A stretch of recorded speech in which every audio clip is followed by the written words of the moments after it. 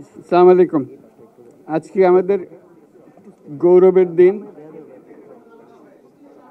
যে যে বিপ্লবের মাধ্যমে বাংলাদেশ আজকে নতুন বিজয় দিবস সৃষ্টি করলো, সেটাকে সামনে রেখে এবং আরো মজবুত করে আমাদেরকে সামনে এগিয়ে যেতে হবে। যারা এটা সম্ভব করেছে, যে তরুণ সমাজ, তাদের প্রতি আমি আবার সমস্ত প্রশংসা এবং কৃতজ্ঞতা জানাচ্ছি তাদেরকে। তারা আমার পাশে আছে। এরা এই দেশকে রক্ষা করেছে, এই দেশকে নতুনভাবে পুনর্জন্ম দিয়েছে এবং এই পুনর্জন্মে যে বাংলাদেশ পেলাম, সে বাংলাদেশ যেন অত্যন্ত দ্রুত গতিতে এগিয়ে চলতে পারে, সেটাই হলো আমাদের শপথ। সেটা আমরা রক্ষা করতে চাই, এগিয়ে যেতে চাই। আজকে আবু সাঈদের কথা মনে পড়ছে আমাদের, যে আবু সাঈদের ছবি বাংলাদেশের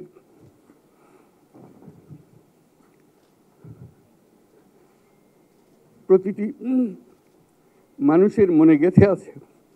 এটা কেউ ভুলতে পারবে না।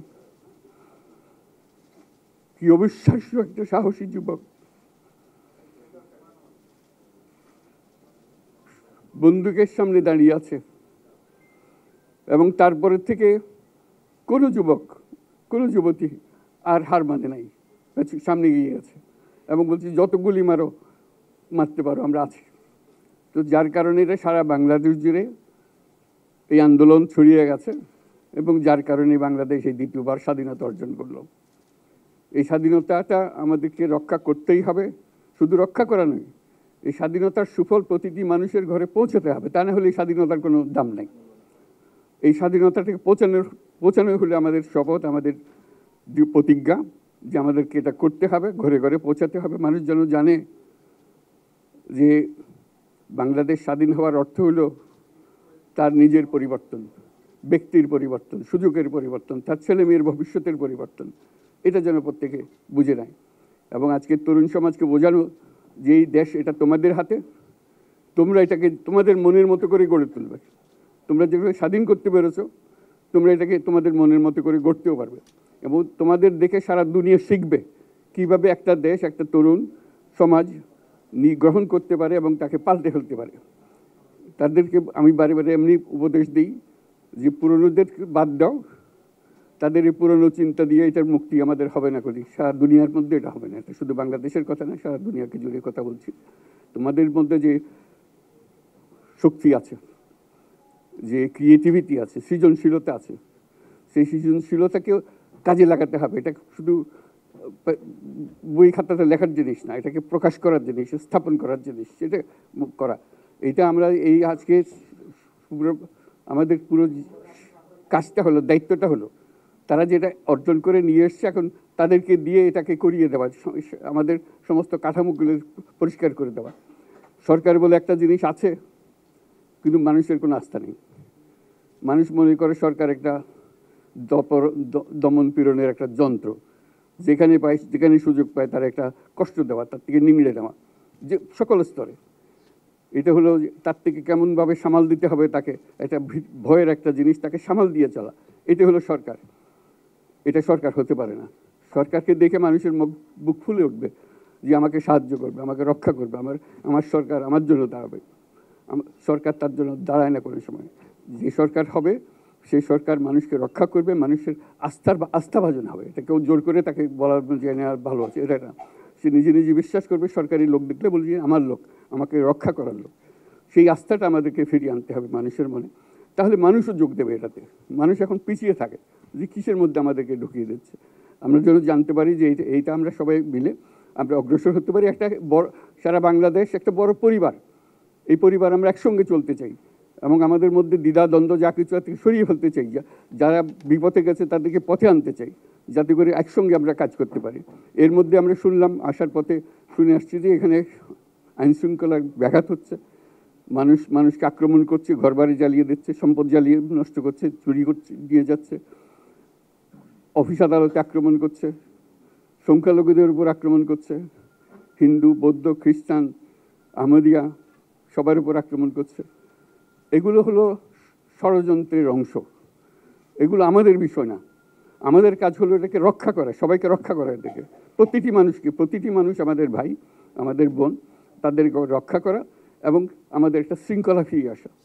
বিশৃঙ্খলা, সহিংসতা এগুলো হলো অগ্রগতির বড় শত্রু। আমাদের যে যাত্রা শুরু হলো সেই যাত্রার শত্রু, কাজে এই শত্রুকে যাতে রোধ করা যায়, তাদেরকে বুঝিয়ে শুনিয়ে হোক, তাদেরকে আইন শৃঙ্খলার হাতে দিয়ে হোক, এটা বোঝাতে হবে। তাকে মেরে পেটে এটা ঠিক না, আইন শৃঙ্খলা নিজের হাতে ঠিক না। তাকে আমাদের আইন শৃঙ্খলা বাহিনী এমন হতে হবে, তাদের হাতে সুপর্দ করলে আমরা নিশ্চিন্ত থাকবে তার একটা বিহিত হবে। এমনগুলো আমরা হাতে দিয়ে দিলাম, 2 টাকা নিয়ে আবার ছেড়ে দিল, এটা যেন আবার না হয়। তা আমাদের সেই আস্থাটা আমাদেরকে আনতে হবে। কাজে আইন শৃঙ্খলাটা এখন আমাদের প্রথম কাজ। এই আইন শৃঙ্খলা ঠিক না হওয়া পর্যন্ত এটা আমরা অগ্রসর করার জন্য পদক্ষেপ নিতে পারবো না। আপনারা আমার উপরে আস্থা রেখে আমাকে জানিয়েছেন, ছাত্ররা আমাকে আহ্বান দিয়েছে, সেটাতে আমি সাড়া দিয়েছি। দেশবাসীর কাছে আমার আবেদন, আপনারা যদি আমার উপরে বিশ্বাস রাখেন, আমার উপরে ভরসা রাখেন, তাহলে নিশ্চিত করেন যে দেশে কোনো জায়গায় কারো উপরে হামলা হবে না। এটা আমাদের প্রথম দায়িত্ব। এটা যদি আমি করতে না পারি, এটা আমার কথা যদি না শোনেন আপনারা, তাহলে আমার প্রয়োজন এখানে নাই। আমাকে বিদায় দেন, আমি আমার কাজে থাকি, সেখানে আমি ব্যস্ত থাকি। যদি আমাকে প্রয়োজন মনে করেন, তাহলে আমাকে প্রয়োজন মনে করলে আপনাদেরকে দেখাতে হবে যে আমার কথা আপনারা শোনেন।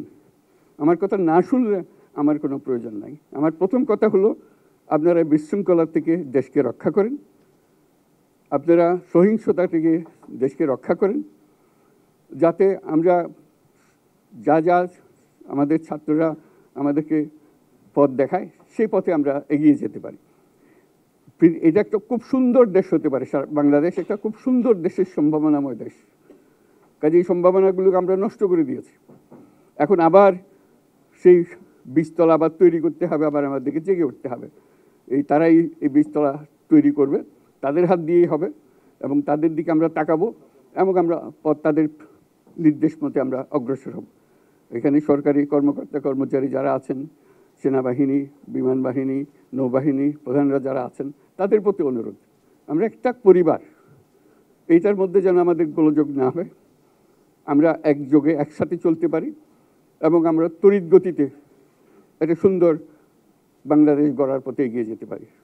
সেটাই আমার কামনা। আপনাদের সবার কাছে আবেদন, আমাদেরকে সেই সুযোগ দেন, আমরা সেই পথে আমরা যেন অগ্রসর হয়ে নিজের প্রশান্তি পাই। পৃথিবীর সবাই আগ্রহ করে তাকিয়ে আছে আমাদের দিকে।